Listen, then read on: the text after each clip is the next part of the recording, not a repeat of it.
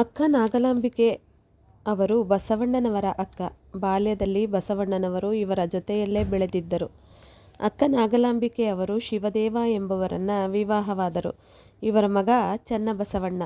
ಬಸವಣ್ಣನವರ ಪ್ರತಿಯೊಂದು ಧಾರ್ಮಿಕ ಸಾಮಾಜಿಕ ಕ್ರಾಂತಿಯಲ್ಲಿ ಇವರು ಕುಟುಂಬ ಸಮೇತರಾಗಿ ಜೊತೆಯಾಗಿ ನಿಂತು ಬೆಂಬಲ ನೀಡಿದರು. ಇವರು ಕೂಡ ವಚನಗಳನ್ನು ರಚಿಸಿದ್ದಾರೆ. ಇವರ ಅಂಕಿತ ನಾಮ ಬಸವಣ್ಣನ ಪ್ರಿಯ ಚನ್ನಸಂಗಯ್ಯ.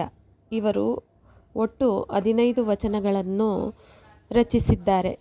ಇವರ ಒಂದು ವಚನ, ಮನದೊಡೆಯ ಮಹಾದೇವ ಮನವ ನೋಡಿಹೆನೆಂದು ಮನುಜರ ಕೈಯಿಂದ ಒಂದೊಂದ ನುಡಿಸುವನು.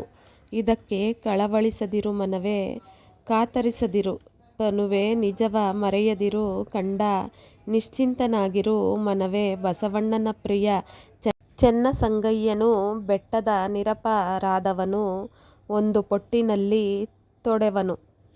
ಆಚಾರವೆಂಬುದು ಅಗೋಚರ ನೋಡಯ್ಯ, ಅರಿಗೆಯೂ ಸಾಧ್ಯವಲ್ಲ ಮರ್ತ್ಯಲೋಕದಲ್ಲಿ ಆ ಸದಾಚಾರದ ಬೆಳವಣಿಗೆಯ ಮಾಡಲೆಂದು. ಬಸವಣ್ಣ ಬಂದು ಭಕ್ತಿಸ್ಥಳವ ಅರಹಿದ, ಗುರುಲಿಂಗ ಜಂಗಮ ದಾಸೋಹ ಪಾದೋದಕ ಪ್ರಸಾದದ ಹಾದಿಯನೆಲ್ಲರಿಗೆ ತೋರಿದ.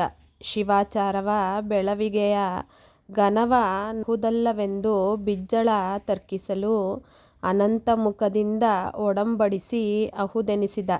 ಬಂದ ಮಣಿಹ ಪೂರೈಸಿತೆಂದು ಲಿಂಗದೊಳಗೆ ಬಗಿದು ಹೊಕ್ಕೆಡೆ, ಹಿಂದೆ ಲೋಕವರಿದು ಬದುಕಬೇಕೆಂದು ಸೆರಗ ಕೊಟ್ಟ. ನಾನು ಹಿಂದುಳಿದಹಳೆಂದು ಮುಂದಣಗತಿಯ ತೋರಿ, ಬಸವಣ್ಣ ಪ್ರಿಯ ಚೆನ್ನಸಂಗಯ್ಯನಲ್ಲಿ ತನ್ನ ಪ್ರಸನ್ನದೊಳಗೆ ಇಂಬಿಟ್ಟುಕೊಂಡನು ಎನ್ನ ಹೆತ್ತ ತಂದೆ ಸಂಗನು ಬಸವಣ್ಣನು.